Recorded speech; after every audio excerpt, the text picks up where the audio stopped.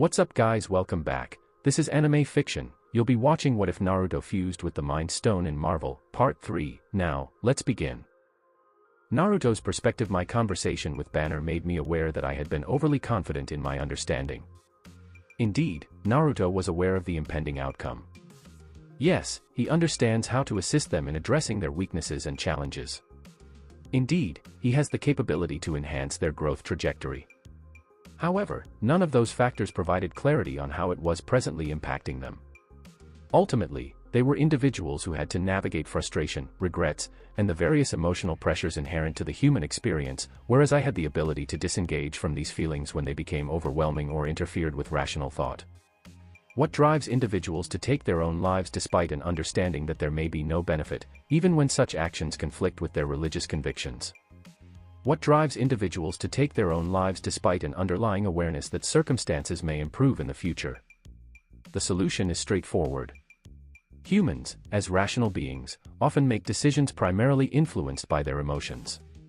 They respond according to their emotions, despite being aware that the outcomes of their actions may not always align with their best interests. It resembles the decision to visit a bar for a drink after a challenging day, despite being aware of one's limited tolerance or having an early commitment the following morning. In my defense, this is the perspective I currently hold. Although I maintain my human traits and emotions most of the time, that represents only a portion of my overall composition as vision. It is unavoidable that I would revert to employing logic instead of emotions. I did not give adequate thought to Banner's current emotional state and focused solely on finding a way to assist him in overcoming his emotional constraints. Although it was a prudent decision on my part, it nonetheless reflects the extent to which I underestimated Banner's internal struggles. It is anticipated that he will gain clarity and come to a resolution. Or I would have to retrieve him from whichever location he decides to conceal himself in. I acknowledge that my previous behavior may have been inconsiderate, however, that does not imply I will allow him to depart without addressing the situation. I have also placed a tracker on him that can scan up to a kilometer in the event of any threats. Given Ross' unpredictable actions and the unforeseen circumstances that led to Hulk being stranded on Sakaar prior to the events of Ragnarok, it is imperative that I do not leave him unsupervised. How will Thor address Ragnarok in the absence of Hulk? Unsatisfactory. I remained indifferent, understanding that the Thunder God could manage with whatever limited resources were available to him. I am optimistic about discovering a method for interstellar travel in the near future, and I remain hopeful regarding this endeavor. My current focus must be on Ross and the experiment he is conducting, as well as on Williams to halt the illegal weapons shipment. Additionally, acquire some Chitauri technology during the process. Conduct a comprehensive scan of all radio and data signals emanating from Ross base. Once you obtain a link, please gather all relevant information and notify me. The order has been affirmed. Let us begin with Williams. I entered a dimly lit room where Natasha and Sam were reviewing all the data I collected from the base in Ireland. Naruto, exactly who we required. Sam acknowledged my arrival as I entered the room. Is there an issue? I inquired. He shook his head and glanced at Natasha, who was indicating a list of holographic documents from the office of RTD, General Williams. Upon reviewing all these documents, I immediately identified the key points they were highlighting. They are currently on the move, and I am confident that S.H.I.E.L.D.'s agents are actively pursuing them at this moment. However, it is somewhat unexpected that Williams has any connection with them, regardless of its magnitude. Considering his involvement in weaponry, it is reasonable to assume that he may have had an interest in their research, especially since S.H.I.E.L.D. was not forthcoming with their own information. I must admit, I did not give much consideration to the Hydra remnants that are present. They are nearing the end of their viability, and despite their efforts, they will ultimately be extinguished and rendered obsolete, potentially evolving into the next local cult. I believe Fury will appreciate this. Natasha stated and tapped on her tablet to download a copy of the specific information to forward to the head of operations. What is our approach to this matter? We possess the information, yet it can still be utilized against us in a manner that aligns with our status as outcasts. Clear and straightforward. We provide it to an individual who must handle it with extreme caution to avoid any negative consequences. I proposed. Tony. I acknowledged with a nod. Among all of us, Tony was the most capable of directly confronting any of them. Even the president was not entirely beyond his reach. Advantages of being a billionaire and a key contributor to the nation's economy as a leading entrepreneur. None of us possessed the necessary presence and influence to initiate a case against a multitude of congressmen independently, without a sufficiently elevated political standing of our own.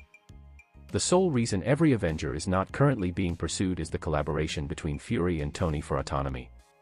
However, this arrangement can last indefinitely without demonstrating the critical importance of autonomy to the Avengers. Had this team been akin to the X-Men or the Fantastic Four, the situation would have been more straightforward. However, this particular team comprises an American war hero, an international spy sought by numerous nations, a runaway military experiment, a government assassin, a former special agent, an extraterrestrial deity, along with an unusual twin and a robot advocating for human rights. Remarkably, only Stark was exonerated.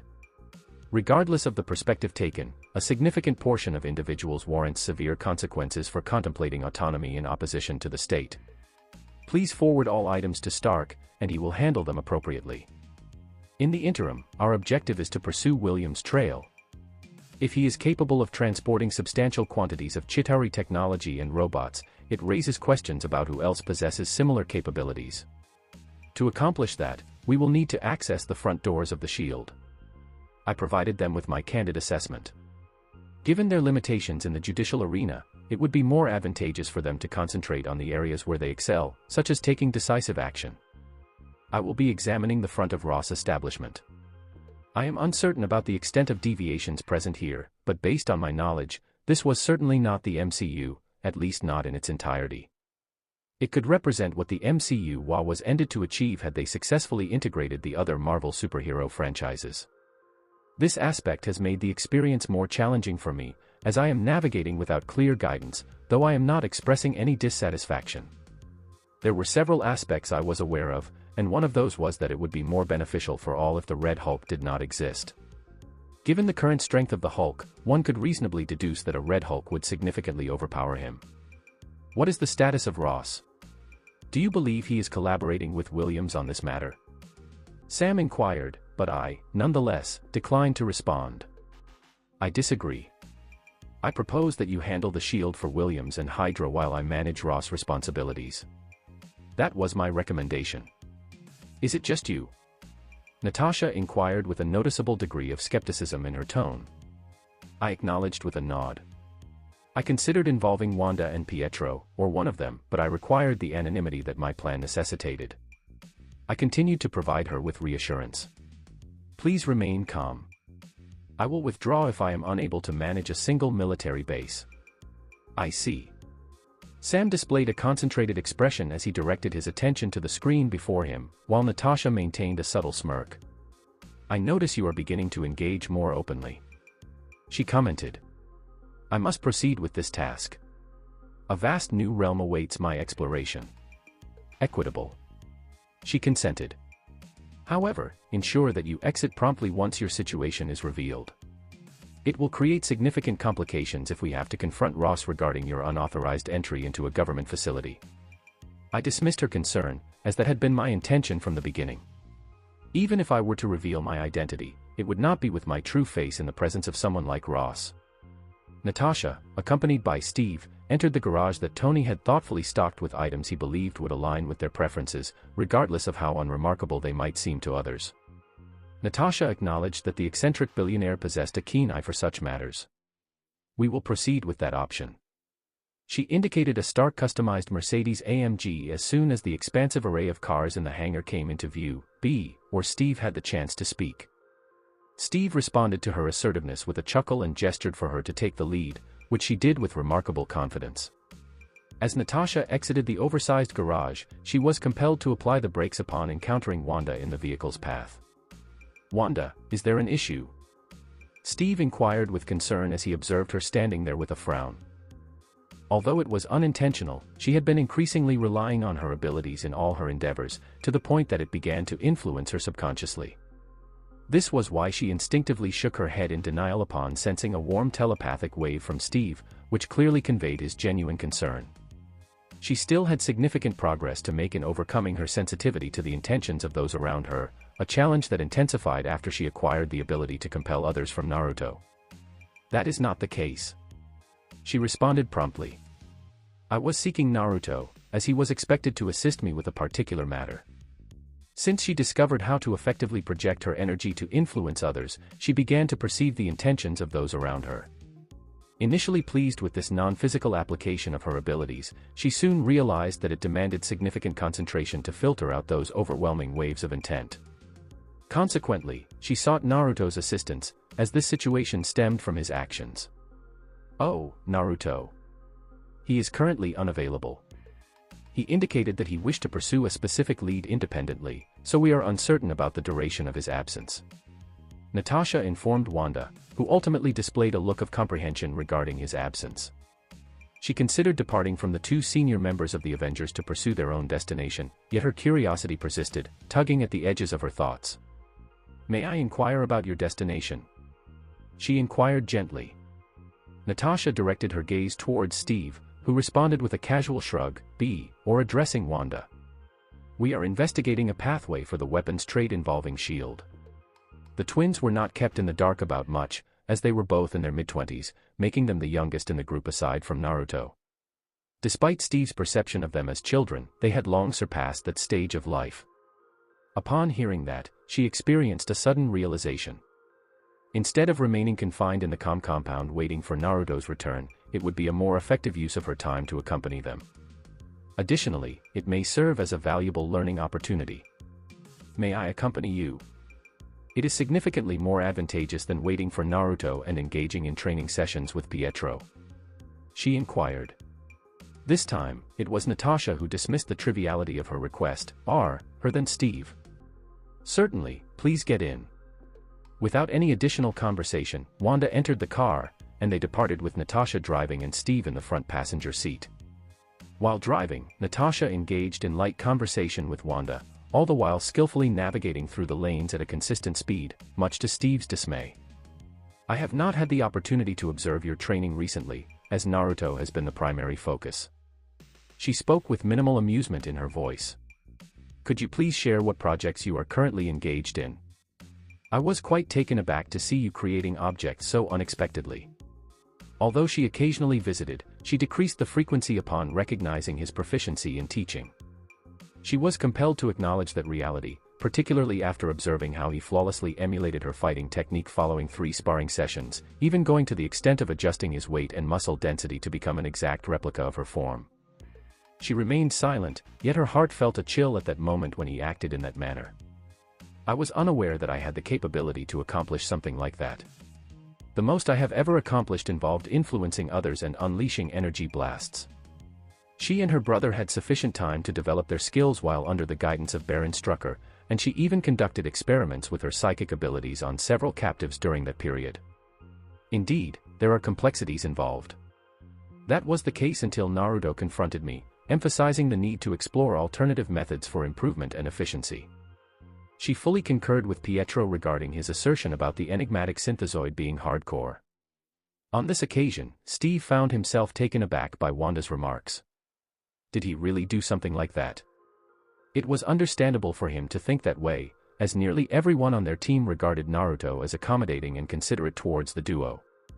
Wanda expressed her dissatisfaction with a snort, sensing the waves of disbelief and amusement emanating from Steve and Natasha, fully aware of their likely thoughts. "I can certainly understand that."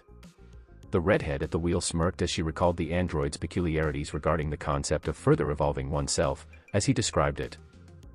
Natasha subtly redirected the conversation, allowing her companions to remain unaware of the shift, sharing a light moment regarding Wanda's minor misfortune.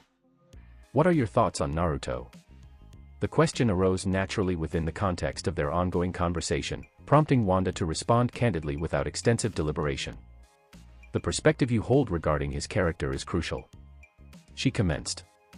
"At times, it can be challenging to comprehend his thoughts, leading to the realization that he may not be entirely human." The two listeners acknowledged the situation with nods while simultaneously gesturing as Natasha executed a narrow maneuver that provoked irritation among several agitated and startled drivers. At times, he exhibits a teasing demeanor coupled with a rather harsh disposition, which is an aspect to be cautious of. He can be rather spiteful, for lack of a better term. Natasha nodded in silent agreement. She found herself drawn to Naruto because of that specific aspect of his character. She no longer viewed Naruto with suspicion as she had initially, but she sought to understand how others perceived him beyond her own critical assessment. She glanced at Wanda in the rearview mirror and observed her resting her head against the glass, a subtle, nearly undetectable smile causing her lips to lift slightly. Wanda, oblivious to Natasha's observation, chuckled softly as she recalled a remark made by Pietro that prompted Naruto to challenge him to a spar, ultimately resulting in Naruto overpowering him despite Wanda's attempts to intervene. It is amusing to recall that he is technically just over 2 months old, yet he exhibits the demeanor and behavior of a middle-aged individual, displaying a level of maturity that surpasses that of Sam. It appears that you have a strong affinity for him. Steve made a comment that was clear and straightforward, without any ambiguity in his words. Wanda took a moment to reflect on his words. Steve was the initial supporter of their cause, even during their struggle against Stark. He recognized them as Avengers, providing them with the utmost protection and an opportunity to seek redemption for their past actions.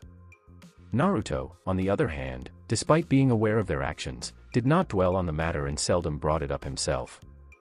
When he did mention it, it was likely in the context of a conversation initiated by her.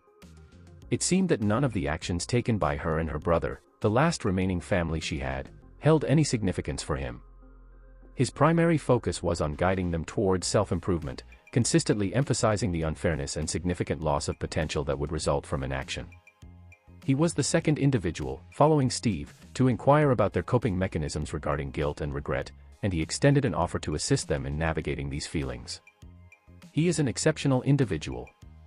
At times, it appears that he becomes overly concentrated on a particular topic, which may lead to the undervaluation of other important aspects. Nevertheless, Pietro and I sincerely appreciate the opportunity to have met him. As she uttered those words, she recalled her initial concerns and apprehensions about him potentially resembling Ultron, feeling a sense of discomfort within. Natasha and Steve, seated at the front, displayed subtle, content smiles as they absorbed the information. Their assessment of his performance aligned with that of the entire team. If a specific half-human android had overheard their conversation, he would likely be astonished and surprised by the opinions they formed about him and the criteria they employed to arrive at those conclusions.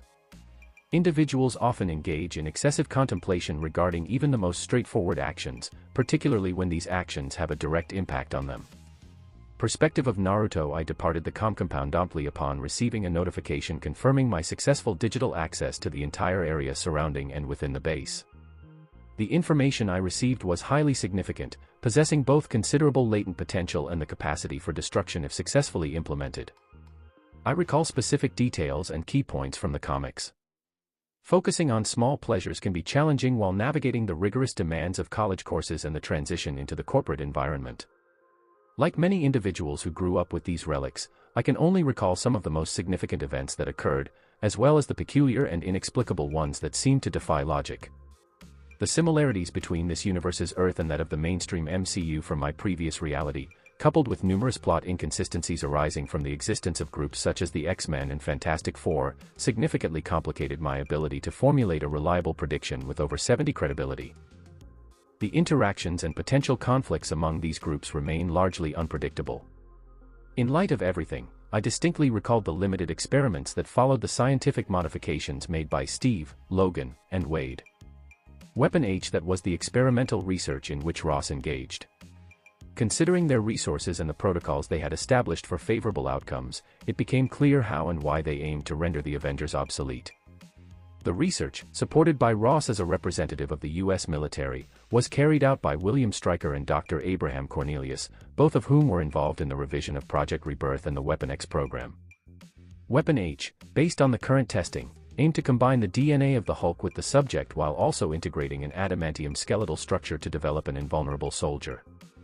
I further enhanced my speed, surpassing the Mach 10 barrier, which reduced my travel time to just a few minutes. It is evident that if they succeed in this research, the Avengers will face significant consequences and will be regarded as fugitives should they choose to resist the imposed sanctions. Following that, regardless of the decisions or agreements made by the Avengers, they will proceed to secure Banner, as he is technically classified as military property. The acquisition of unrestricted access and complete freedom to experiment with Banner's blood by any nation, regardless of its identity, represents a definitive formula for achieving global dominance. Having Ross in that position was highly inappropriate. I have not yet fully embraced this new life and its expanding possibilities, and I cannot allow something like that to occur without taking action, particularly when I possess the ability to impact a world of this magnitude. Please verify the identities of all individuals within a 5 kilometers radius of the Nevada base. I disregarded the notification of the completed task and reduced my flying speed as I approached the base. Several aspects appeared to be inconsistent with my limited recollection of the comics narrative regarding this experiment. In addition to William Stryker collaborating with Ross on this experiment, the subject involved was a mutant, rather than a human, possessing the ability to shed its skin like a snake when subjected to a specific level of harm. Stryker, Abraham Cornelius, and Ross were present within the base, with the first two analyzing a substantial amount of biological data from their experiments, while the latter attended to administrative tasks in his office. I am considering which approach to utilize. Should I enter assertively by kicking in the front door and ensuring everything is clear, or should I attempt to sneak in until I am discovered, ultimately reverting to the first option? To achieve the targeted goal, the most effective strategy involves executing the operation with minimal exertion. This can be accomplished by stealthily navigating through the environment while retrieving and eliminating all acquired data from their servers, maximizing what can be achieved before detection occurs. While it may not align with my initial approach, choosing efficiency remains a viable option. I initially altered my appearance to a template that I had not previously utilized, ensuring that it was not present in the current time on this Earth. Subsequently, I proceeded to become invisible. Adopting Simon's appearance for my skin setting, I began to descend through the center of the base where the underground experimental facility was constructed. I adeptly bypassed the heat, metal, and digital scanners on the surface using my technopathy as I descended underground. It is recommended to exercise extreme caution from this point forward. Several electromagnetic scanners and sensors have been identified. I observed the new prompt that appeared with a sense of confusion. What? Adjust them to disregard my presence. Should it not have detected these sensors during its comprehensive scan of the entire base? I proceeded with caution towards the location where the subject pods were being preserved, as that was my primary objective. Notice incomplete execution of the assigned task. The majority of the sensors and systems at this level are operated manually and exhibit outdated systematic design. Nonsense. I expressed frustration as I walked through a door, unaware of the 4 guards stationed nearby. This new information has introduced some challenges. This situation will likely lead to disorder once it becomes known that all their research is vanishing from their databases. I positioned myself in the center of an unoccupied room and observed the area beneath me, aware that I was merely a few floors away from my objective. The reason for my slowed pace is to ensure I navigate around the evident traps after having removed more than half of my intended items, significantly minimizing the time required in this base. I could already perceive the subtle, vibrating frequency of the electromagnetic field beneath me. While I can effectively counteract much of it through my own manipulation, it will likely trigger some alerts. There is no need to concern myself with the inevitable after reaching this point. I descended through the concrete gravel floor I was standing on and landed directly in the area designated for their research subjects. The majority of them have devolved into mere experimental remnants, and even those exhibiting some degree of brain activity have undergone extensive conditioning, rendering their minds incapable of distinguishing between authentic experiences and those that have been artificially instilled. The initial alarm sounded upon detecting an unauthorized presence in a highly restricted zone, followed by a series of subsequent alerts, enveloping the entire facility in a tumultuous chorus of ringing bells. I felt a deep sense of sorrow for the experimented mutants, many of whom were merely teenagers, fully aware that this was not the conclusion to such injustices. I would seek forgiveness. However, it is clear that a response is unlikely. Had I encountered something like this during my time as a fully human individual, I likely would have reacted with intense nausea. However, my current state allows me to manage those intense emotions within a defined spectrum. I observed the 3 primary individuals approaching this floor with great urgency. However, regrettably for them, I was nearing the completion of my main objective. Utilizing telepathy to extract any remnants of their personality from each individual would require a significant investment of time, which I was short on. Consequently, I made a difficult decision and reviewed the data I had on all of them to identify those who exhibited no distinction from zombies. What is the distance? Data deleted 91 estimated time remaining for completion, 147 if I had possessed a higher level of proficiency with the Mind Stone's abilities. This situation would have been more feasible and less disheartening than it turned out to be. The door creaked open, yet I remained undistracted by the intruders and continued to concentrate on the information I was reviewing. I expressed concern upon reviewing the results. The majority of the projects did not meet expectations, with the exception of Weapon H, which demonstrated a degree of success and remains viable for further development. I acknowledge that my thoughts may have been misguided, but I found it unsettling to realize my capacity to take a human life with minimal remorse. I even considered turning over Ross and his associates, along with the evidence of their unethical experiments, to ensure they faced the repercussions of their actions. However, witnessing these events has gradually diminished those naive thoughts. The room I occupied was completely filled with armed soldiers. However, I remained focused on my objective of attempting to rescue the young man designated as Weapon H. The remaining individuals were in a state of irreversible decline, with advanced cellular degeneration and significant physical deformities representing only a fraction of their challenges. If I possessed the capability for biological manipulation, I would have had a certain level of optimism in their preservation, but this is not the case. You are currently on a restricted government military installation. You would concede at this moment if you understood what was in your best interest. Weapon H, in contrast, exhibited fewer deformities, and his experimental procedures were still ongoing.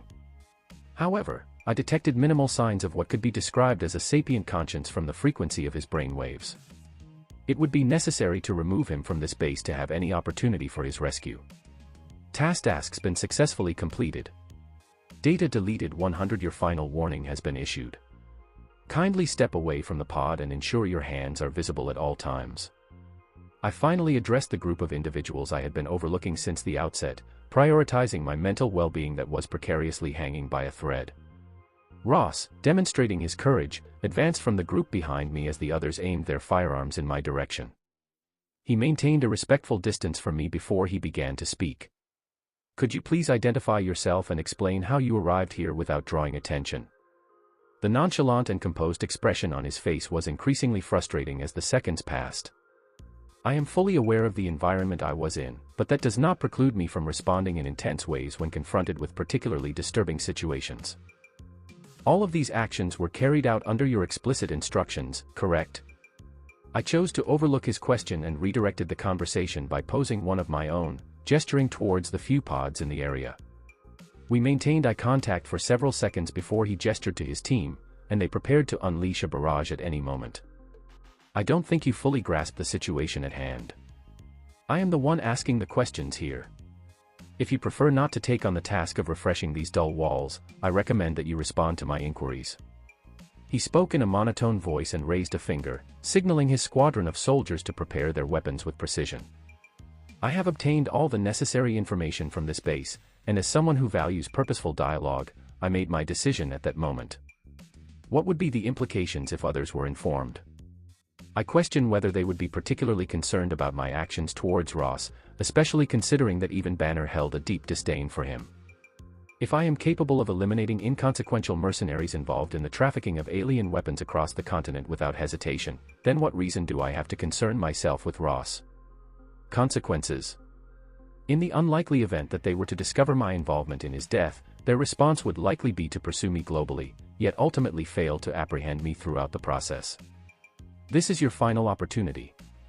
Eliminating an entire base of soldiers is not a favorable action in any context, and it would also undermine the trust one have worked to establish with the rest of the team. Exhale. Morality can indeed present challenges, yet it remains a principle I am not prepared to compromise on lightly.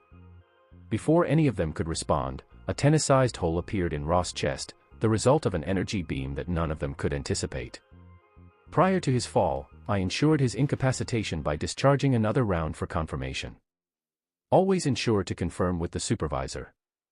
The entire base was engulfed in chaos as Ross' lifeless, headless body fell to the ground. The two scientists made a prudent decision by fleeing immediately upon witnessing the military general's fate. I disregarded the bullets that struck my skin and concentrated on the two terrified scientists attempting to escape. I dispatched a telepathic wave intended to immobilize them, but unexpectedly, it only succeeded with Cornelius, while Stryker faltered briefly before accelerating with renewed determination. I prioritize efficiency and straightforward solutions in my work. In this instance, he was unexpectedly pulled back by an unseen force, bringing him directly to me, while the entire base was in chaos, attempting to eliminate me. I observed some individuals introducing new weapons, but I chose to disregard them and concentratedly on the two individuals in front of me. I refrained from communicating with either of them as I delved into their minds, extracting the vast amounts of data contained within their brains. 2 sets of memories have been successfully downloaded. Tagging the 2 sets of memories as William Stryker and Abraham Cornelius. The Mind Stone exemplifies an impressive level of efficiency that is truly commendable. After disposing of the 2 deceased bodies, I conducted a final scan and verified that there were no individuals of interest requiring further attention. After reaching my limit, I systematically disabled all telepathic waves surrounding the base, resulting in a surprising incapacitation of everyone involved, which even took me by surprise. The atmosphere fell silent, leaving me as the only individual standing. I was capable of doing that all along. That demonstrates remarkable efficiency. I may have applied slightly more pressure than necessary, but the Mind Stone does not provide clarity on its current capabilities. I turned to confront the group of pods behind me, all marked by bullet holes, with the exception of Weapon H, which I safeguarded throughout the entire shootout. Given that I possess the memories of both Stryker and Cornelius, I may be able to restore this individual and help him regain his stability. An occasional act of selfless heroism will not be detrimental to me. Shall we proceed to integrate the 2 sets of acquired memories? No, thank you. I prefer not to have any distressing experiences permanently etched in my memory. I maintained them in their original state, choosing to review them only when I required specific information contained within. The steel mechanism securing the pod malfunctioned, releasing their grip before encasing it to inhibit any opening as I ascended and exited the base. The predominant emotions I experienced from the events at that base, aside from disgust and animosity, were a momentary sense of relief upon eliminating the 3 individuals. This experiment could have served as the foundation for Ross becoming the Red Hulk if I had not intervened at that moment. I am pleased to have successfully averted a significant crisis that would have arisen from the emergence of numerous experimental monstrosities had the situation progressed further. I returned to the compound, the pod trailing behind me. Successfully evading the statewide aerial network and ensuring that neither my signature nor Weapon HS was registered was a task I could perform almost instinctively, leading me to believe that there was no possibility of tracing the incident back to me. I did not consider the team's potential response upon discovering the events that transpired, as I was prepared to address any unfavorable reactions decisively. I arrived at the compound, promptly took the pod to one of the scientifically equipped rooms. I began by halting all data transfers in and out of the room, including the Wi-Fi connection. Remove all irrelevant information related to Weapon H from the memories of those 2 individuals. It took a few seconds for a wealth of information to expand in my mind. However, I lacked the patience to review all of it thoroughly and instead focused on extracting the most pertinent details, primarily related to Weapon H. The motivation behind my decision to save this child was not solely rooted in sympathy or any impulsive heroic inclination I experienced. The motivation that drove me to pursue this further was the potential of the young man, should I succeed in awakening his original consciousness. He would be a valuable asset to the team if I could have him reporting to me. Should I not be concerned about his potential to become a more formidable Hulk than Banner? No, I am not, to be frank. Certainly, the boy would exhibit considerable strength if this endeavor proved successful, which is precisely what I required. Resilient individuals. It would be advantageous if I were the one to provide support and foster a sense of obligation in him. The drawbacks of this decision include the potential for him to become uncontrollable, a consequence that is somewhat inevitable given the Hulk's inherent characteristics, or his refusal to conform to the typical heroic path that many individuals with superpowers tend to follow. I considered a scenario like that while evaluating the calculated risk I intended to take, and the analytical aspect of my thinking had already prepared a response should any of these events occur. My response to that involves reenacting the events that occurred with Banner during the period when he was unable to transform into the Hulk. A psychological barrier, if you will. The response was highly effective, significantly simpler than resorting to lethal measures. It was not that the latter was unfeasible. The research is still ongoing, which indicates that I do not need to be concerned about encountering an invulnerable Hulk with vibranium integrated into his physiology. The child's grafting was still in the preparatory phase. I opened the pod and carefully extracted the comatose patient, placing him on the bed. Utilizing telekinesis, I skillfully maneuvered the necessary medical instruments in the room and commenced the procedure. According to the recollections of the two doctors, it appears that Ross exercised greater caution this time following his previous setback with Blonsky. The Hulk serum was administered in phases to facilitate a comprehensive study of the ensuing reactions and interactions with his mutagen. Initially, Blonsky received a highly diluted dosage of the Hulk serum, which enhanced his abilities to that of a super soldier. However, his subsequent decision to self-administer a larger dose without medical oversight resulted in his transformation into the ABO abomination. Ross was not in favor of that. They did not possess an unlimited supply of the KS DNA. What he possessed was a less potent iteration of what they could extract from Banner over the years, which explained his continued pursuit of Banner until he ultimately became a member of the Avengers. I should have thoroughly examined his thoughts prior to his demise. That may be my sole regret since arriving here. However, I must emphasize that my dislike for the individual was significant. What is occurring with him? The characteristics of his mutation contributed to a reduction in the adverse effects of the procedures he underwent, which accounts for his prolonged survival. Regrettably, the extent of his mutation does not sufficiently counterbalance it. He would have either perished or transformed into a mindless creature.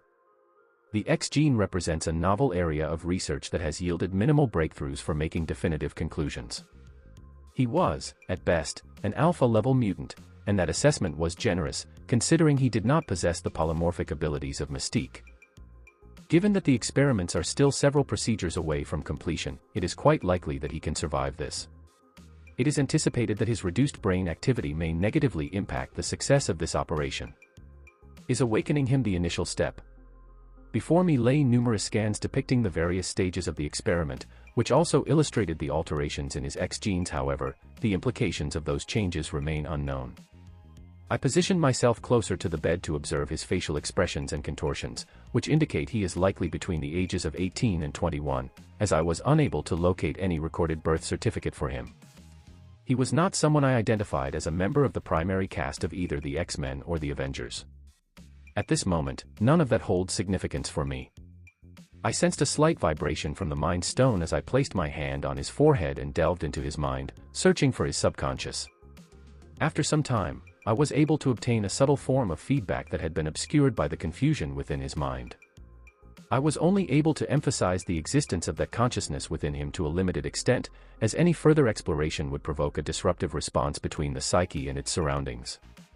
I withdrew my hand from his head, allowing him the time to recuperate naturally, and began to examine the complexities of the experiments and the underlying motives.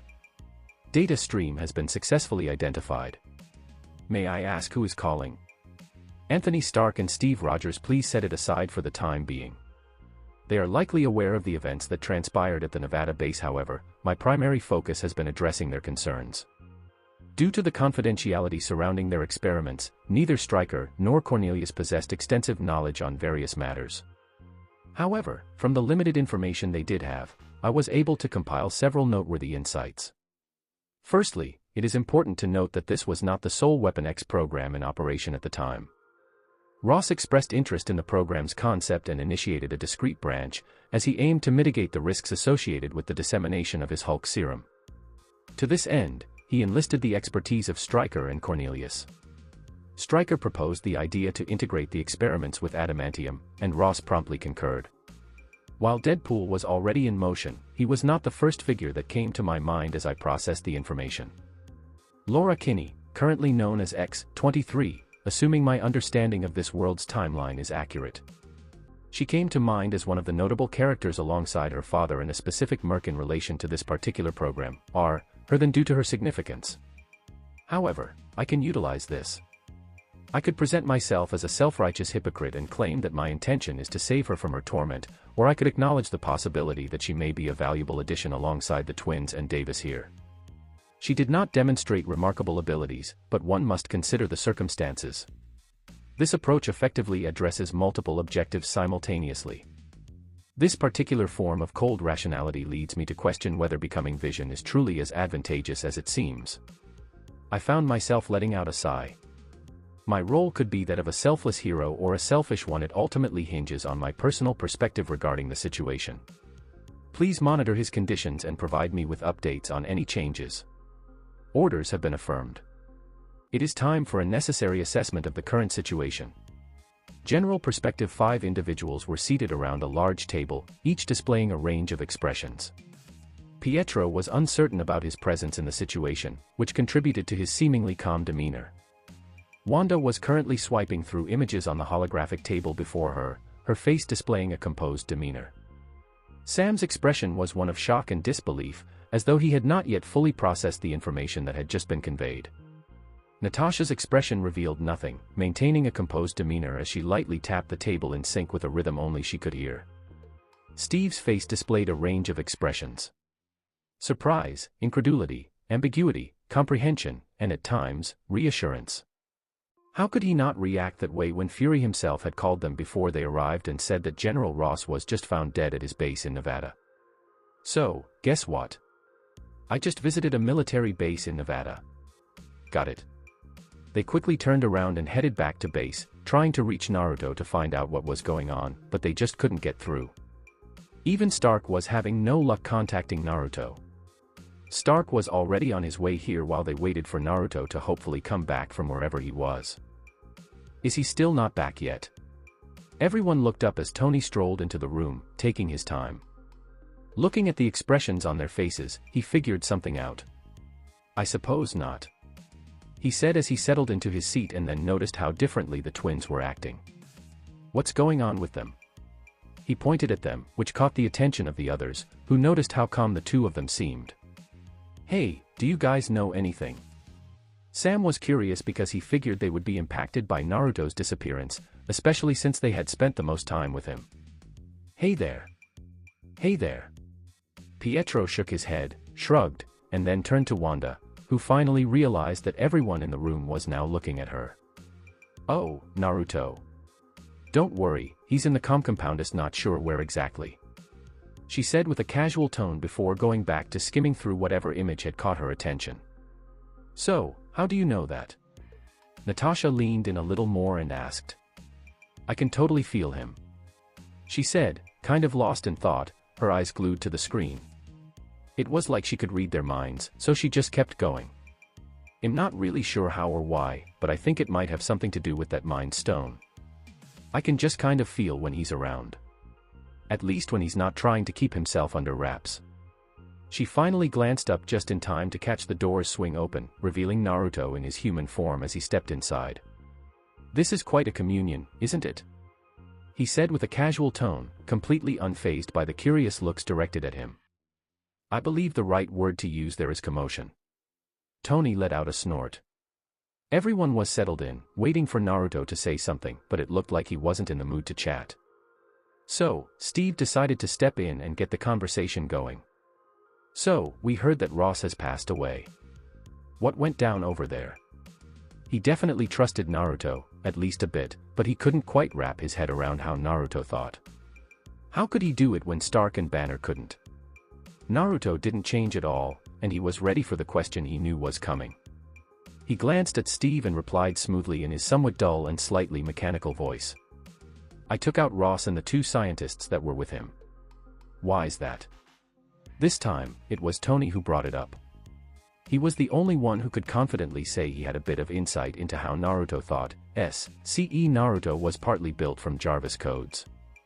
He was only this calm because of that belief he held, not because he actually cared about the old general's death. He was convinced that if Naruto ended up killing Ross, then something must have gone down that triggered the kind of reaction. He was right. But not quite how he had hoped. Rather than giving a direct answer, holographic images appeared, and a wave of gasps filled the air as everyone took in what was being shown to them. Out of everyone there, it was actually Pietro who seemed to be the most affected. His eyes darted around, taking in everything in front of him at a speed that nobody else could keep up with. Is this? He couldn't get his words out before Naruto jumped in and finished it for him. Human experiment. Nope, that's not it. So, you know, those mutant experiments. He said it in a calm voice, showing no feelings at all. Tony got up from his seat, completely captivated by the pixelated display, while Steve turned to Naruto and asked him to explain what they were all looking at. What you see is exactly what you get, no filters here. The images of Ross and his accomplices were shown. Did you know that your government was quietly approving illegal and inhumane experiments? Steve's eyes flickered as Naruto straightforwardly voiced what he had been fearing. Even though he didn't have the same level of intellectual smarts as folks like Tony and Bruce, he definitely wasn't ignorant or naive in any way. He really wanted to believe that there was good in everyone. Sometimes he was spot on, but most of the time, he missed the mark. He realized from day one in the army that he couldn't trust his country's government, but he still thought that stuff like this was done by people who had lost their humanity.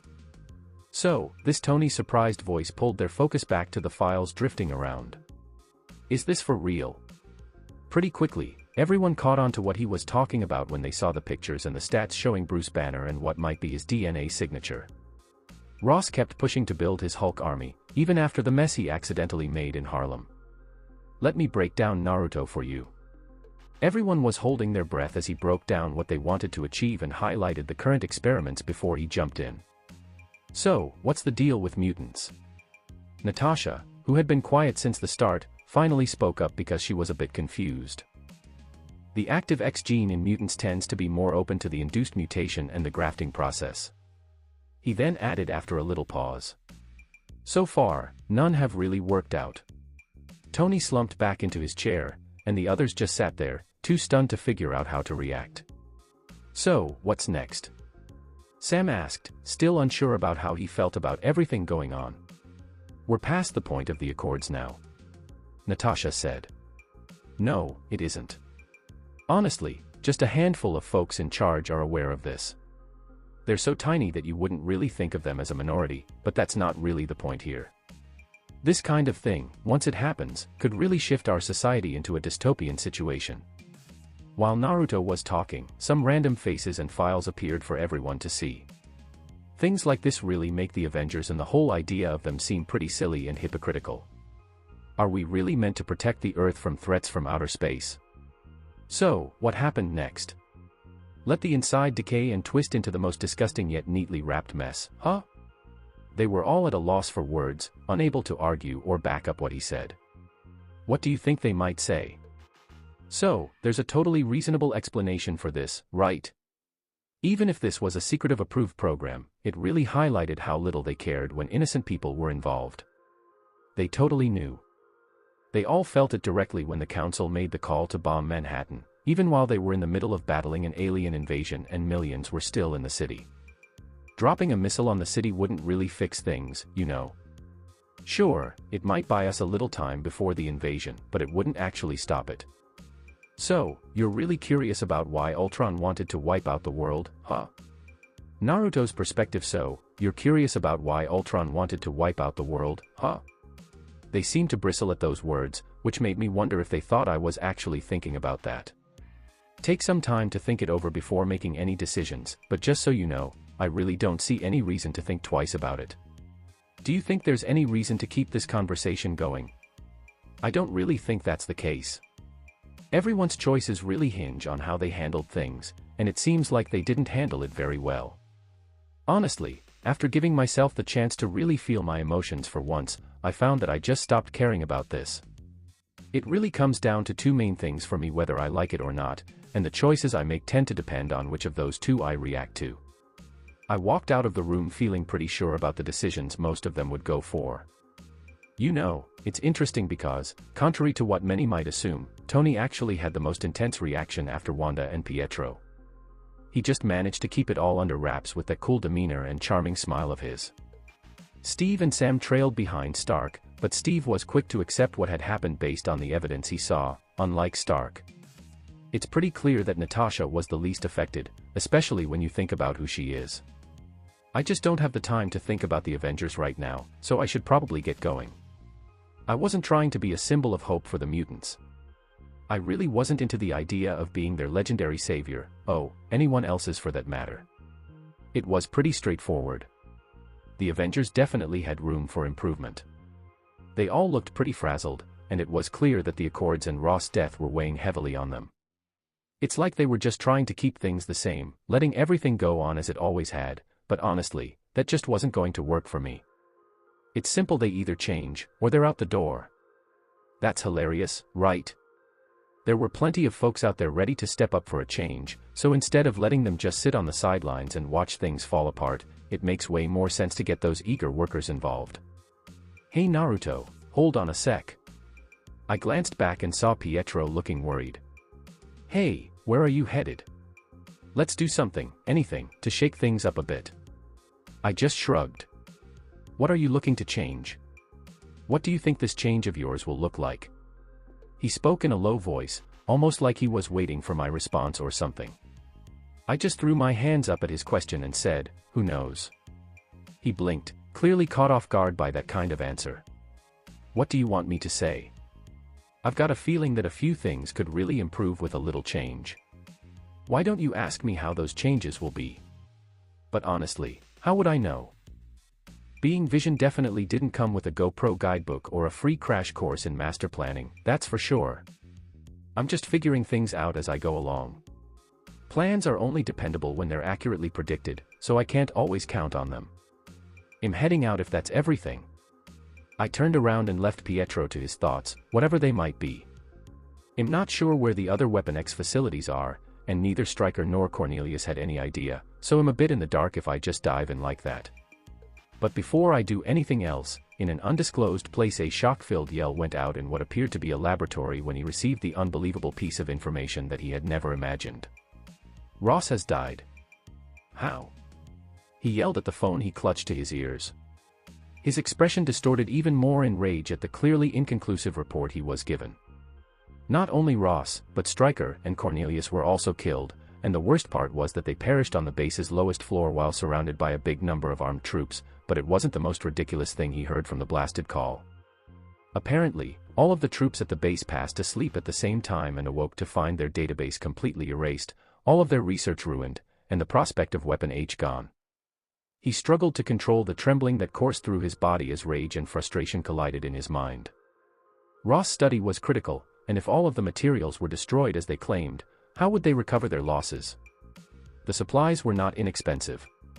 Naruto's point of view after checking in on Davis one final time, I left the compound to try my luck with one of the abandoned bases Stryker was aware of, but it appears that my luck was not so good this time, as the base appears to have fallen a few years ago due to a landslide. Now I deeply regret murdering Ross so easy. Having his memories on backup may have helped a little. I might have gotten ahead of myself back then, but it's all part of the learning process. Because there was nothing to gain from the abandoned base, I flew back to the compound days past, and Davis' health gradually improved, implying that he might awaken soon. I truly hope he decides to stay and be a part of our squad. I didn't sit idle during this time. Instead of disrupting the alien weapons trade, I utilized my leisure time to properly graft a set of Davis and Banner's DNA and cultivate it against vibranium. At this, I will be able to accomplish a complete merger of my biological cells, totally augmented by vibranium. I am curious how the Hulk's DNA would impact me. It would be an intriguing case study to examine. Task performed. Base discovered when looking for the vibrating frequency clusters that adamantium vibrates at. Would you take a look at that? When will my improvised serum be ready? Estimated time, 57 minutes. Quite a bunch, but I doubt anything will happen if I wait to inject myself with the serum before leaving. It was now time for me to become a true biological android, and I'm looking forward to the outcomes. The reason I stated genuine was that my biological side would finally be used, and it would no longer be considered a fault in my synthetic makeup. An hour passed swiftly, and the serum was finally stabilized. This Hulk serum was blue with some purple overtones, as opposed to the usual green. Not ominous at all. My hands opened up, and I put the vial within, oh shit.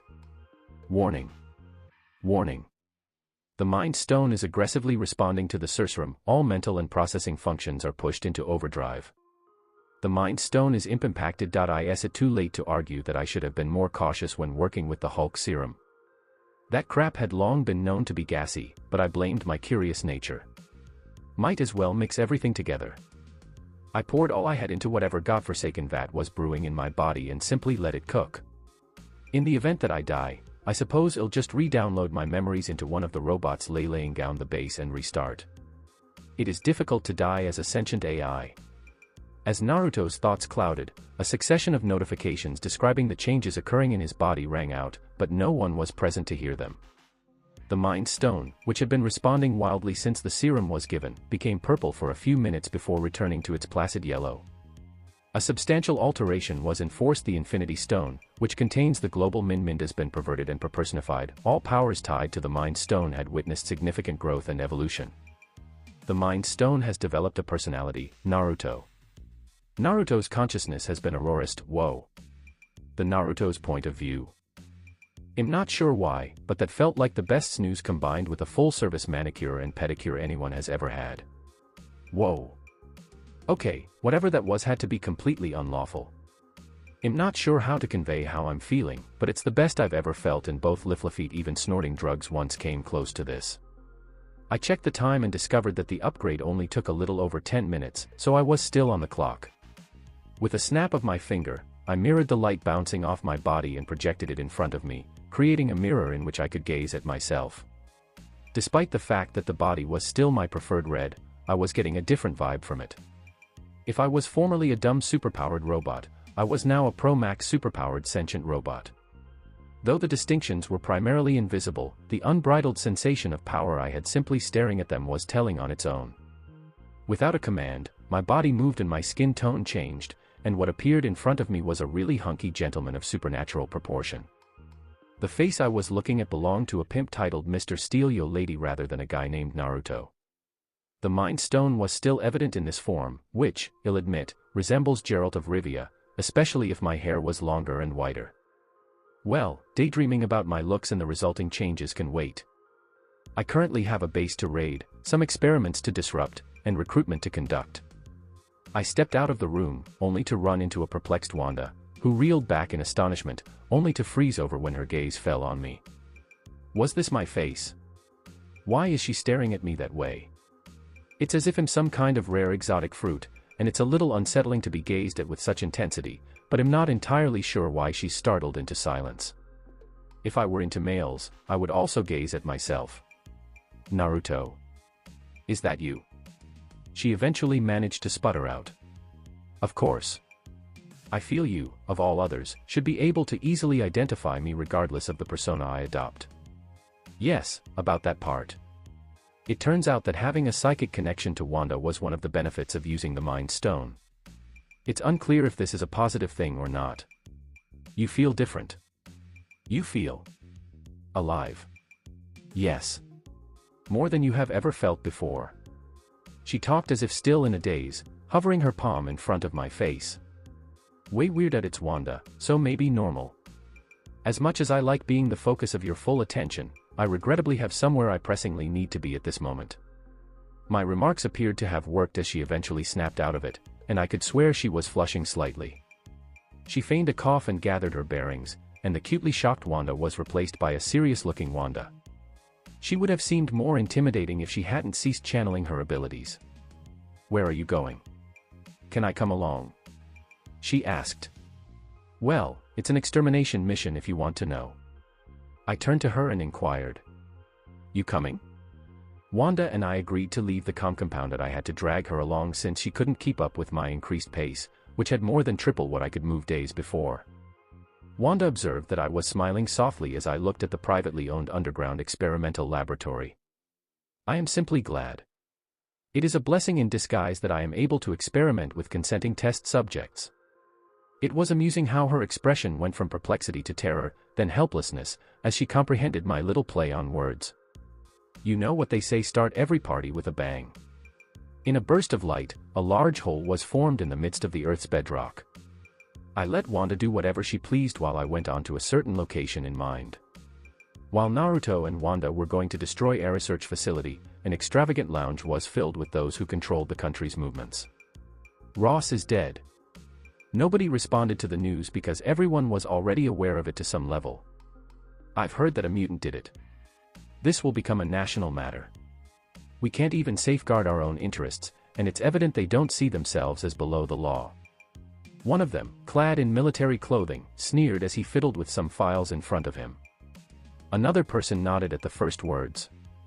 He looked like a businessman with his complete suit and tie. We can't judge all mutants based on the behavior of one, but I believe you're correct. We can't let this become a precedent, whether it's intended or not. Whether they liked it or not, they couldn't stop the growing public knowledge of mutants. It's awful, but now that Ross and Stryker have died, perhaps it's time to rethink Norman Osborn's proposition. Roxanne and Trask are still searching for government collaborations to move forward with some exciting ideas, I hear. Another responded fiercely, and how does that help O? His statements made the man chuckle, as if he had figured out a joke that everyone else had missed. Oh, it's rather straightforward. A penalty is all that is required. We will cease concealing them in the dark and bring them to light. He drummed on the table in front of him while staring at a vague image of a man wearing a helmet with metal works behind him. Given their strong desire to integrate with the broader community, it would be prudent to accommodate their wishes, albeit with certain conditions in place. This will also allow us to monitor their progress, and potentially recruit some individuals before their capabilities become unmanageable. He reached a conclusion.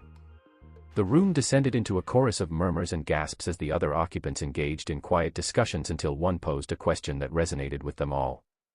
What is your suggestion for monitoring their activities? Clear and straightforward. Ensure that they are registered with all pertinent information, including name, birth date, address, and details regarding the nature of their mutation. This initiative will assist in enhancing the livelihood of the community and facilitate greater acceptance. Individuals who decline to sign will be classified as illegal immigrants. It is essential to establish stipulations to ensure that their abilities are utilized only when directed, as any unauthorized use may be classified as juvenile misconduct or acts of terrorism. The atmosphere in the room shifted abruptly as the group of seasoned individuals deliberated thoughtfully, assessing the advantages and disadvantages of the proposal. It was entirely achievable, yet there was an underlying sentiment among them that they wished to avoid, hoping it would not come to pass. This has the potential to incite a rebellion or even a civil war, as many individuals may perceive it as nothing more than a form of slavery. It may lead some individuals to engage in acts of terrorism. I believe I represent the sentiments of everyone present when I express that we all wish to avoid that outcome, Mr. Sublime. The individual who addressed the group was seated at the head of the lengthy table. I acknowledge your perspective, Mr. President. However, without taking risks, one cannot achieve rewards. It is often said that one cannot make an omelette without breaking a few eggs. Wanda Maximoff perspective. I must confess that I did not pay much attention to his extermination mission when he mentioned it, as my primary focus at that moment was finding a reason to spend additional time with him. This is something I would never disclose to either him or Pietro, as I would not want Naruto to perceive me as clingy or to feel annoyed by my presence. My intentions regarding Pietro are, of course, quite clear.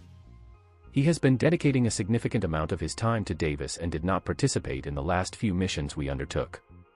It was quite surprising when, all of a sudden, Naruto dominated my entire sensory experience. It felt as though he had access to my thoughts. He was omnipresent. He did not respond when I attempted to contact him. The connection that had always existed between us seemed to be abruptly severed, which caused me some concern. Consequently, I proceeded to the medbay, only to discover that he permitted no intrusions. Upon the doors finally opening, I was met with an unexpected sense of presence, followed by the sight of Naruto in a form I had never encountered before. He experienced a heightened sense of reality and vitality unlike anything he had encountered previously. I was eager to understand the significant change in him, so I requested to follow his journey, and I was quite taken aback. He has successfully drilled a hole from the ground surface to a depth exceeding 16,000 meters, and it is currently experiencing flooding. This all stems from a minor gesture made by Naruto. Is he still functioning as a robot? A spontaneous thought occurred to me, and despite my efforts to envision him in comparison to Iron Man and Ultron, he completely overshadowed both, rendering the comparison irrelevant. I entered the hole enveloped in a red glow, a reflexive action at this stage, considering the extensive training I received from Naruto to prepare for any unexpected assault. The base was already in a state of disrepair following Naruto's assault, yet I observed several individuals, including armed personnel and scientists, moving about the area. The information provided was sufficient to inform me about the nature of the experiments being conducted here. An unusual individual. How charming. They aimed their firearms at me and attempted to gain a strategic advantage by maneuvering around my position. I was acutely aware of the unsettling redness of my eyes as I employed the latest technique that Naruto had recently instructed me in. Take decisive action. Despite their concerned expressions, none of them could take action as they directed the muzzle of their weapon towards their colleagues. Oh no. It is a telepath. Understood. Naruto noted that telepathy is regarded as one of the most formidable mutant abilities available. That is quite efficient. I disregarded the commotion and began dismantling walls and steel doors, all while ensuring the safety of the workers in the facility. This is ultimately an extermination mission. My reflections were interrupted suddenly as the entire base trembled and a significant wave of kinetic energy coursed through the facility. Naruto. I apologize for that oversight. It appears that some adjustments are necessary following my recent update. Provided that you are well. It seems there is a joke that I am not fully comprehending. It appears that he is developing a sense of arrogance. At least he possesses a solid foundation to support it. Perspective of Naruto. I may have significantly underestimated the extent to which my abilities have developed. The beam should have served as a clear indication, yet I chose to overlook it, which nearly led to the collapse of this base. The entire area presently resembled the interior of a compressed soda can. However, I am relieved that I did not harm the little girl in my arms. It would not have been detrimental if I had, but one must consider the importance of first impressions. A middle-aged woman stood beside me, visibly trembling as she witnessed the chaos unfolding around her. Surrounding us were the disfigured remains of their captors. I had overlooked the fact that Laura had a maternal figure who cared for her in the facility where she was created, and who was prepared to protect her from me and their captors. Her name was Sarah Kinney, and from my recollection, it was her DNA that she utilized in the creation of Laura, whom she subsequently embraced as her own daughter. You are both secure now. I gently lowered the unconscious Laura to the ground, allowing her mother to assess her condition. This was not included in my plans whatsoever. I had entirely overlooked the fact that she had a maternal figure during her time at the facility, and it was only following Sarah's death that Laura managed to escape and began her pursuit of Wolverine. I need to find a way to persuade Sarah to allow me to recruit her daughter, considering her previous negative experience with organized groups. I may be able to utilize this. Please remain still. A young woman emerged from behind me, positioning 2 adamantium blades at my neck. Release Naruto immediately. Before my captive had the opportunity to respond, she was enveloped in a red glow and lifted, only to be forcefully slammed to the ground, courtesy of Wanda. The individual I have now identified as Kimura exhibited distinctly unusual characteristics, and were it not for the evident animosity and lethal intent that Laura harbored towards her, I might have considered retaining her.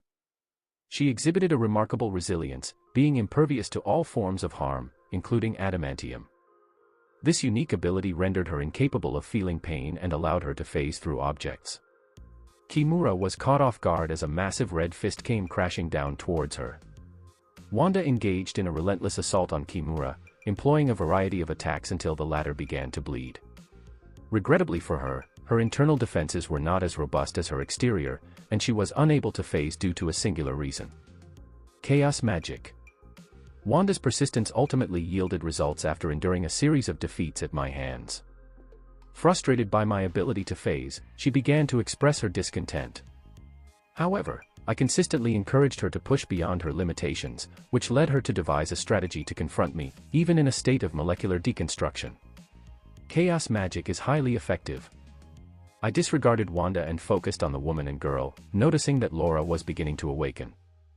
I regarded both of them and stated in a neutral tone, "You have 2 options: join me or proceed on your own. Please consider the potential future implications of your choice. It is time to assume the role of a godfather." Sarah positioned herself to obscure Laura from my sight while casting a discreet glance at Wanda, who was engaging playfully with Kimura. While the girl possessed the ability to phase, facing an opponent who has trained specifically to engage with immaterial objects presented a significant challenge. "What will your decision be?" I inquired of Sarah. While I may express that opinion, her choices were not significantly superior. If she declines, she will be placing both herself and her daughter in a vulnerable position when the executives choose to pursue her. Charles would not be able to identify Laura's signature, as the Cerebro lacks true omniscience. He is not consistently engaging with it on a daily basis. Sarah's expression was marked by a sense of despair as she listened to my words. "What are your expectations from us? Please, she is just a child." My facial expression resembled a blank slate, yet I refrained from addressing her assumptions until she reached a conclusion. Noticing my lack of response to her calls, she glanced at Laura before turning to me, her eyes filled with a silent plea. I aim to provide her with a standard life experience. I am willing to assist in any way necessary, but my primary concern is her safety. She implored. My voice, devoid of any warmth and marked by a mechanical quality that unsettled those around me, stated, if that is her wish, then I will ensure it is accomplished. Laura regarded me with significant distrust and skepticism. Had it not been for her mother, she might have confronted me aggressively, ultimately to her detriment. In contrast to her daughter, Sarah expressed her gratitude with a resigned look. However, this was not the appropriate moment to address her misconceptions. Laura was the 29th clone created, and she was the only successful one, as Sarah had discreetly integrated her DNA with that of Wolverine's, a fact that remained undisclosed for a considerable time. This allows us to fully utilize this base. Although engaging with mercenaries has been enjoyable this past week, I was seeking a challenge zone that would allow me to demonstrate my skills and effort. I would like to explore some aspects of this body. Please round that up, Wanda. We have several teams arriving shortly. Wanda responded emphatically. I am making an effort. She simply refuses to remain subdued. It appears she has just realized that, although Kimura appeared disheveled, he was largely in good condition. Data download has been successfully completed. She is resistant to any external physical harm. Attempt to undermine her internally. Having concluded my interaction, I departed from the astonished mother and daughter and proceeded to navigate around the perimeter of the excavation I had created, positioning myself in front of the approaching group. Silence enveloped the moment as they advanced towards me, while I remained poised and prepared for their approach. Some individuals were armed with firearms and knives, while a few were altered, being similar to Kimura. Let us moderate our approach, shall we? The order has been affirmed. It is not a directive, but it is understood. I disregarded the projectiles and intercepted the punch of the first individual who approached me. Noticing his widened eyes and the strength behind his strike, I countered effectively, followed by a miscalculated chop. I swiftly executed a precise maneuver that resulted in the severing of his head from his body. I disposed of his body just in time to evade an adamantium-bladed arm that sliced through the space where my head had been. In contrast to Kimura, this individual had only certain areas of his body encased in adamantium, leaving the remaining parts exposed and susceptible. Although it was not perceptible to the naked eye, I had a degree of familiarity with the vibrating frequency of adamantium. I seized his outstretched hand and pulled him into the trajectory of an approaching adamantium blade. Could you please clarify the source of the significant amount of adamantium you have acquired? Wasn't this intended to be an exceptionally rare metal known only to a select few? Oh no, without surveying my surroundings, I was aware of my environment, yet it did not concern me.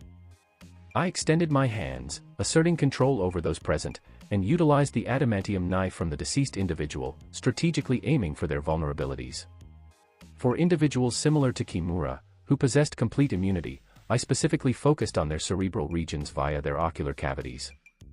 In under a minute, I effectively neutralized the entire squadron surrounding me, and upon turning to Wanda, I observed her concluding her engagement as well. This individual possessed an extraordinary level of intensity. The reason for her limited role as merely a vengeful witch in the MCU remains perplexing to me. Remarkable. She executed remarkable work with Kimura, as she effectively penetrated the girl's mind and disordered her cognitive functions to such an extent that even involuntary actions became challenging to execute. Could you please share where you acquired that information? I can assure you that I did not teach her that. She regarded me with a hint of embarrassment, as though she was uneasy about me uncovering a private matter of hers. I contemplated the best approach to manage a speedster like Pietro. Indeed. Controlling speedsters presents significant challenges due to the rapid processing of their cognitive functions. Considering her foundational expertise in mental manipulation, it is understandable that she opted for a more forceful approach.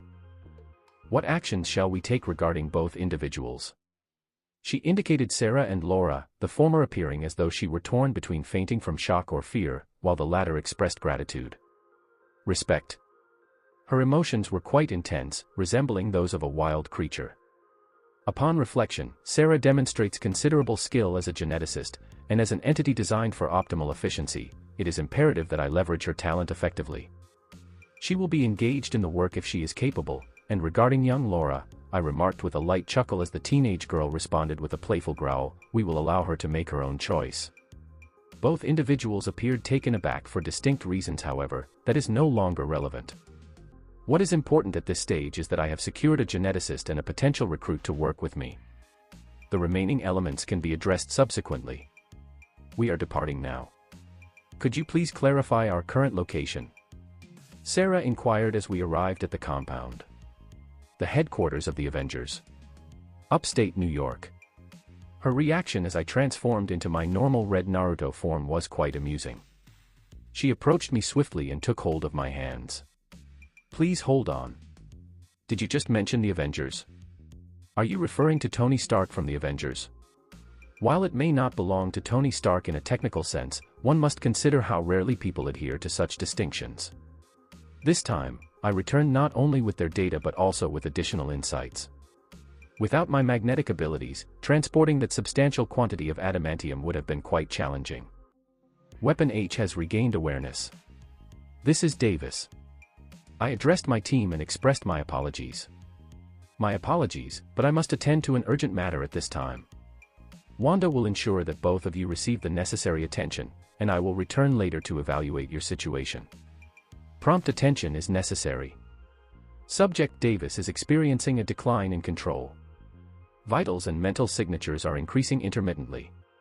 Change is inevitable. This is unfortunate. Is that so? The timing for Davis to awaken and lose control could not be more unfavorable. I am expressing a strong emotion. Naruto. Davis has just awakened and is currently struggling to manage his emotions, resulting in a situation that could escalate rapidly. Escort them to their designated rooms. I will return after putting the child to bed. Pietro was present and completing laps around Davis, further aggravating the increasingly frustrated individual, while Steve approached them both. In an effort to de-escalate the situation, I positioned myself beneath the agitated Davis and executed an uppercut that temporarily disoriented him.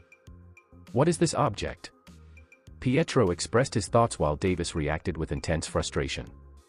Pietro, I would like to introduce you to Davis, who is also referred to as Weapon H. Weapon H encounters Pietro, a speedster. The response to my introduction was yet another jarring roar from Davis.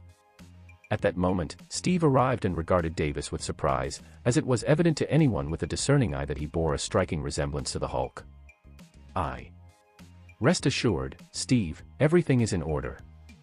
I delivered a powerful punch to Davis, causing him to kneel and remain down for more than 10 seconds.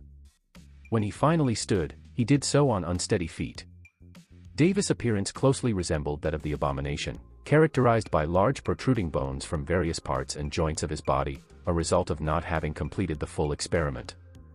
The adamantium had not yet been integrated into his body at the time of my rescue, rendering him somewhat incomplete in comparison to the authentic Weapon H. Not inclined to engage in a confrontation, I placed my hand on his head and calmly stated, "Sleep." His body reverted to its human form as he lost consciousness, while the two observers remained silent off to the side. Pietro, please escort him back to the medbay and monitor his condition closely. I will return shortly. I instructed the speedster, who expressed his discontent but complied with the directive. As I am currently overseeing all of his bodily functions, it is more prudent for me to address our two new tenants before dedicating my full attention to Davis. Sarah Kinney's perspective. She was uncertain about what to anticipate when she began her role at the facility. Initially, she believed she was engaged in a pioneering project focused on investigating the advantages of specific material ores for human biology. However, it soon transformed into a covert experiment aimed at developing a clone of a particular mutant known only as Wolverine. Laura had been a source of inspiration, and from the moment of her conception, she embraced the girl as her own. However, she was unable to intervene in the tortures and experiments that the young girl was subjected to. She was an exemplary mother. Her acceptance of the man's proposal, the one referred to as Naruto, was entirely motivated by her desire to atone for her past actions concerning Laura. He was a mutant, or at least she perceived him to be, given his remarkable strength, alongside the woman accompanying him. The two of them thoroughly transformed the location that had long been associated with torment for her. Now envision her astonishment when, after resigning herself once more to being a pawn in the game of a powerful individual, she unexpectedly found herself at the base of the Avengers. What she had once envisioned as a possibility had now materialized before her. It is advisable not to be overly concerned. You are safe here. Not in our presence alongside Naruto. The woman, Wanda, remarked to her as she guided them both into a room that appeared to be elegantly furnished at first glance. She turned to Wanda while positioning Laura behind her. Could you please explain the purpose of our presence here? If this pertains to interrogation, I can assure you that my knowledge is limited to the research I have conducted. Wanda regarded her with a look of astonishment, seemingly unable to comprehend Sarah's words. Who mentioned anything regarding interrogation? Could you please clarify the purpose of our presence here? Sarah inquired with a hint of skepticism. Wanda shrugged, conveying a sense of asking something that should have been clear. Wasn't it communicated to you by Naruto? He may require your expertise as a geneticist. There is nothing further to add. They both conveniently overlooked the booms and loud roars that periodically resonated throughout the entire compound. A few minutes later, Naruto arrived in a white-sleeved shirt and black pants, presenting a nearly polished appearance, if not for his robotic exterior and the gem between his brows. Thank you for your patience. I needed to assist someone in returning to a state of rest. He remarked casually and pulled out a chair from behind the table for him to take a seat. Could you remind me where we left off? Sarah inhaled deeply, contemplating the truth of Wanda's words while quietly fearing that the Avengers might hold her accountable for her actions. I am prepared to collaborate with you, provided that her safety and well-being are ensured. She is merely an innocent individual and not the tool you may perceive her to be. The initial words she spoke were a defense of her daughter, yet all it achieved was eliciting a smile from Naruto. Rest assured, I do not support the idea of compelling children to engage in violence for my benefit. Honestly, I believe your value significantly surpasses that of your daughter. He dismissed her concern, much to her relief, until she remembered his words. However, Naruto, noticing the depth of her thoughts, simply rolled his eyes at the frustrating tendency of humans to assume the worst when faced with a difficult situation. I would appreciate your assistance regarding myself and a few specific individuals, at your convenience. The decision regarding your daughter's preferences ultimately rests with both of you. He explained with a smile on his face, though his voice lacked any enthusiasm. If she had been aware of his precise thoughts, she would have still made the same decision, as her options were limited. A masterclass in manipulation. The sentient synthezoid contemplated. Stay tuned for more. Thank you for watching this amazing video. If you enjoyed it, please consider liking and subscribing to my channel for more content. I look forward to seeing you in the next video.